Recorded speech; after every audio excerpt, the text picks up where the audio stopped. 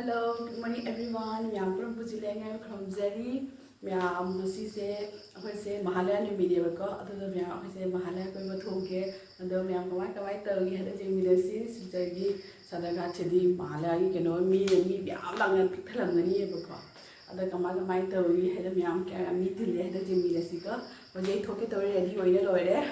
Ado myam jemi desi mathang.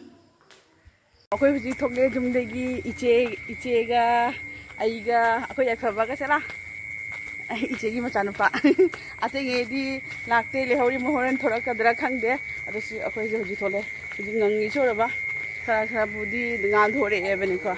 Aku padi aku na side di hawa le. Aduh aku hujung tapi cali. Koi boy na. Saya amdum share tahu ke. Kamai tahu ya itu ko.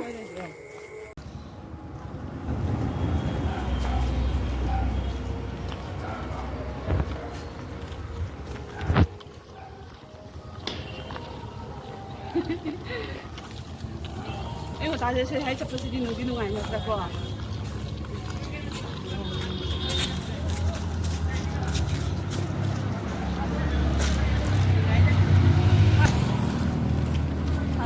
Mel, sadarghaat bridge bathakare. Soan side se mi kita chanari. Mi kita. Mel singje jeng.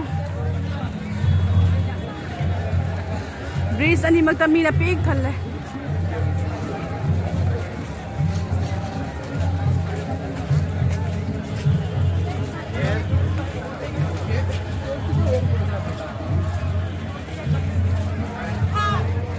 Sadarghaat makhagi sing se de phajana ngrang long chu bodo de phajana chaure.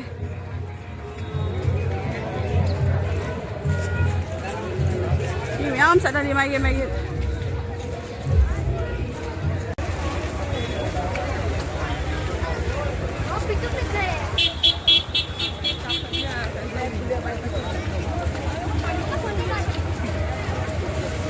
Myam là se exercise tàu tôi ya đấy vậy.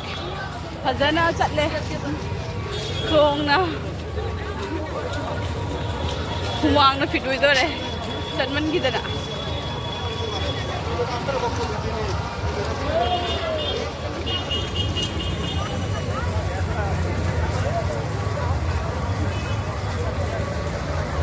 Pana cotton candy have the cigarette. Ma chatting in the me am thinking you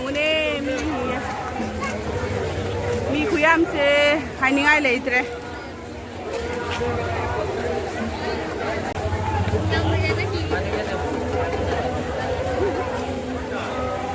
Me couldn't say.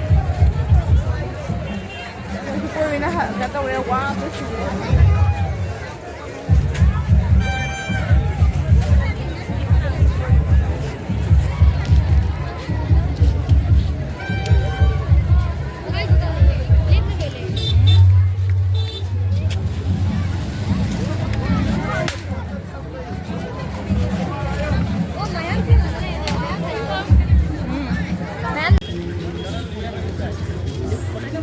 Mama lambi jeung halau nih. Kan kada lap.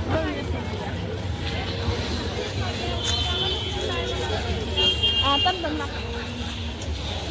Oh, kan bisu ya. Yarba.